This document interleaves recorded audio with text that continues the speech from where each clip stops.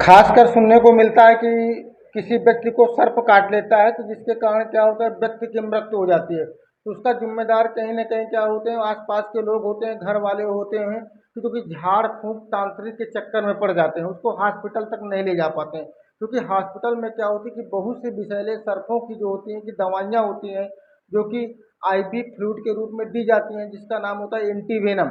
Antivenom injection देने से क्या होता है, विष का प्रभाव कम हो जाता है और व्यक्ति की क्या होती है, वो जान बच जाती है। तो इसमें सबसे पहले देखते हैं कि first aid on snake bite. अगर किसी को सर्प काट लिया है तो उसको फर्स्ट एड यानी घरेलू उपचार क्या दे सकते हैं, जब तक आप उस व्यक्ति को हॉस्पिटल तक नहीं ले जा पा रहे हैं। तो आपको व्यवस्था करने में भी टाइम लगता है कि गाड़ी करना है, एम्बुलेंस करना है, तो उससे पहले आपको क्या क्या करना है।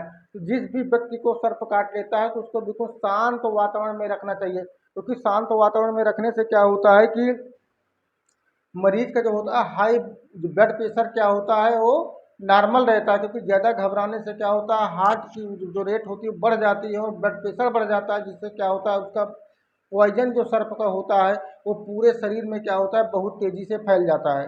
ठीक है, फिर उसको आपको बिल्कुल सीधी पोजीशन पर लिटा देना, उसको हिलाना डुलाना नहीं होता है। सर्प काट लिया है तो क्या क्या आपको नहीं करना चाहिए। ठीक है, तो उसमें है कि घाव को काटे, यानी किसी भी कहीं पर देखते हैं गांव में अगर किसी को सर्प काट लिया तो वहां पर ब्लेड से काट के उसका पूरा ब्लड निकालने लगते हैं। तो ऐसा बिल्कुल भी नहीं करना होता है। उसको किसी भी प्रकार का मलहम ऑयल ट्रीटमेंट आपको नहीं देना है। ठीक है, अगर उसको किसी प्रकार का ठंडा गर्म पानी से क्या होता है, उसको धुलाई नहीं करना होता। अगर धुलाई करना भी है तो आप उसको डेटॉल साबुन या सेवलॉन साबुन से क्या हो, उसको घाव को आहिस्ता से क्या करें, झूल दें, जिससे क्या हो थोड़ा बहुत उसको रिलीफ मिल जाता है। ठीक है, तो आमतौर पर देखने को मिलता है कि हमारे भारत में क्या होता है कि खासकर उत्तरी भारत और उत्तर प्रदेश के क्षेत्रों में ये सर्प क्या होता है बहुत ज़्यादा देखने को मिलते हैं, जिसमें से कुछ विषैले होते हैं और कुछ नॉन विषैले होते हैं। तो सबसे पहले हम विषैले सर्पों के बारे में डिस्कस करते हैं, जो आपको उत्तर प्रदेश या उत्तरी भारत में पाए जाते हैं। जिसमें पहला सबसे पहला होता है कोबरा होता है, कोबरा होता है। फिर इसके बाद होता है करैत, जिसे हम लोग गड़ायत के नाम से भी जानते हैं। फिर इसके बाद रसेल्स वाइपर होते हैं, रसेल्स वाइपर। और फिर इसके बाद है सा स्काइड वाइपर। ये क्या है, बहुत ही विषैले क्या होते हैं, ये सर्प होते हैं। ठीक है, तो कोबरा की जो पहचान होती है, इसकी पहचान जो होती है, ये फन के आकार का क्या होता है, अपना मुख स्टैंड कर लेता है और उसमें क्या होता है, शीशे की तरह क्या होता है, चमकता हुआ उसका फन होता है। ठीक है, ये पहचान उसकी होती है। इसमें जो पॉइजन होता है, यानी कि जिसे हम लोग जहर बोलते हैं, वो जहर होता है न्यूरोटॉक्सिस। न्यूरोटॉक्सिस जो जहर होता है, इस जहर का प्रभाव सीधा क्या होता है, वो दिमाग में पड़ता है। ठीक है, अब इसके बाद देखिए करैत, जिसे हम लोग गांव की भाषा में गड़ायत बोलते हैं। इसका जो आकार होता है वो लंबाकार आकार होता है, ब्लैक होता है और वाइट वाइट क्या होता है, उसमें निशान देखने को मिलते हैं। यहाँ भी क्या होता है, न्यूरोटॉक्सिन पॉइजन को क्या कर देता है, व्यक्ति में छोड़ता है, जिसका प्रभाव क्या होता है, वो ब्रेन में पड़ता है। फिर इसके बाद रसेल्स वाइपर होते हैं। ठीक है, रसेल्स वाइपर जो होते हैं ये क्या होते हैं, बहुत बहुत ही खतरनाक होते हैं। रसेल्स वाइपर जो होते हैं वो कुछ इस प्रकार देखने में होते हैं, जो कि बहुत ही खतरनाक होते हैं। इसका जहर जो होता है वो कोबरा और करैत से भी ज़्यादा होता है। ठीक है, इसमें जो जहर बनता है, इसका जो जहर होता है वो हीमोटॉक्सिन होता है, हीमोटॉक्सिस।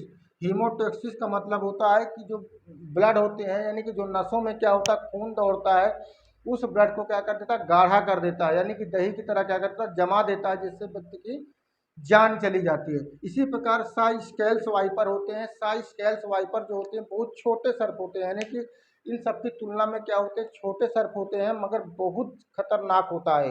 ये तीनों की तुलना में सबसे ज़्यादा खतरनाक होता है। या किसी भी व्यक्ति को काटने से पहले क्या कर देता है, आवाज़ करता है, ऐसी आवाज़ करता लगता है कि कोई आपस में किसी चीज़ को रगड़ा जा रहा है, रगड़ने से जो आवाज़ निकलती है उसी प्रकार की आवाज़ निकलती है।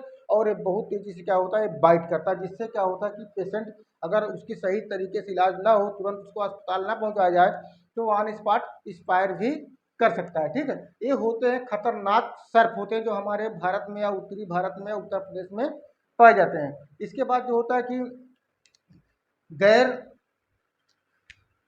विष रहित, यानी कि ऐसे सर्प जिनमें विष नहीं होता है। उस प्रकार के जो सर्प होते हैं वो कुछ इस प्रकार के सर्प होते हैं, जिसमें क्या होता है, पहला धामन सर्प होता है, धामन, जिसे हम लोग बोलते हैं धमिना, गांव की भाषा में क्या बोलते हैं, धमिना सर्प।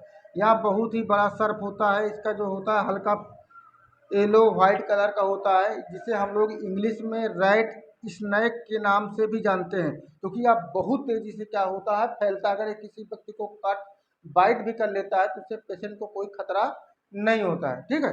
इसके बाद होता है बुल्ड स्नैक, बुल्ड स्नैक, यहाँ भी एक प्रकार का सर्प होता है जो कि काटने से क्या होता है, किसी प्रकार के पेशेंट को कोई दिक्कत नहीं होती है।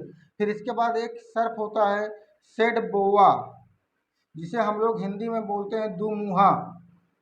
इसमें दोनों तरफ क्या होता है, इसके मुख होते हैं, और एक बहुत मोटा होता है और बहुत बड़ा नहीं होता है, मीडियम तरीके का होता है। इनके दोनों तरफ क्या होता है, मुख होते हैं। इसके काटने से भी क्या होता है, पेशेंट को किसी प्रकार की खतरा नहीं होती है। तो लास्ट में क्या होता है, निष्कर्ष में अगर किसी भी प्रकार के किसी को अगर सर्प कट रहा है तो आपको किसी तांत्रिक ओझा के चक्कर में नहीं पड़ना है, आपको उसको तुरंत फौरन क्या है, हॉस्पिटल लेके जाना है, जहाँ उसका इलाज संभव हो सके।